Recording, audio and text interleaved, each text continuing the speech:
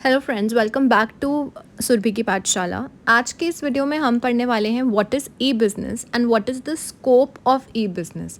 तो सबसे पहले हम स्टार्ट करते हैं with the meaning of E business. E business का मतलब होता है इलेक्ट्रॉनिक बिजनेस, जहाँ पर it means conducting the activities of trade, commerce and industry by means of computer networks. जो भी हम ये ऑनलाइन ट्रांजैक्शंस करते हैं, वेदर हम बैंकिंग ट्रांजैक्शन करें, शॉपिंग करें, कोई भी चीज़ जब हम ऑनलाइन कर रहे हैं, whenever we are doing business online, it is refer to as e business, that is e electronic business. E-commerce means buying and selling of products and services over the internet. E-business is a wider concept and includes e-commerce. हमें पता है ना, trade, commerce, ये सब क्या चीज़ें होती हैं जिसमें हम buying and selling of goods and services ये सब करते हैं. जब हम इन सारी चीज़ों को, ऑफ ऑल दीज एक्टिविटीज़, हम इसको इलेक्ट्रॉनिक प्लेटफॉर्म पे ले आते हैं तो उसको हम ई बिज़नेस या इलेक्ट्रॉनिक बिज़नेस कहते हैं, जो कि आज के टाइम में बहुत ज़्यादा वाइडर कॉन्सेप्ट बन चुका है. Let's start with the scope of e-business. The first point is B2B commerce. Business to business transactions जब करी जाती हैं, जहाँ ट्रांजैक्शंस में टू बिजनेस फर्म्स की इन्वॉल्वमेंट होती है. B2B commerce refers to transaction between two firms. A business enterprise has to interact a number of suppliers and traders, and their transactions are expedited through B2B.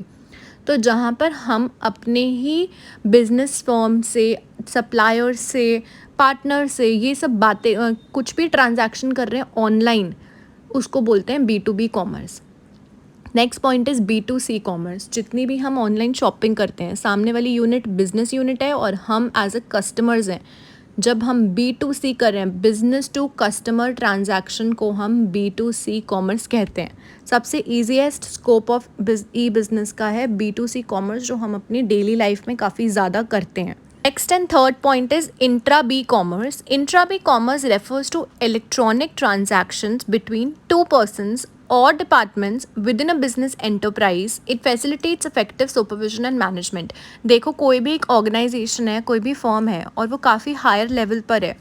एक department को दूसरे department से communicate करना है, कोई भी चीज़ के बारे में बात करनी है, and if they are exchanging emails, उन्होंने ईमेल के थ्रू बात, I am just giving you an example, if they have communicated through emails, अपने डिपार्टमेंट से रिलेटेड उन्होंने कोई भी बात करी ओवर द इंटरनेट, इलेक्ट्रॉनिकली बात करी, इलेक्ट्रॉनिक ट्रांजैक्शन कंडक्ट करी उन्होंने, उस चीज़ को हम बोलते हैं इंट्रा बी कॉमर्स.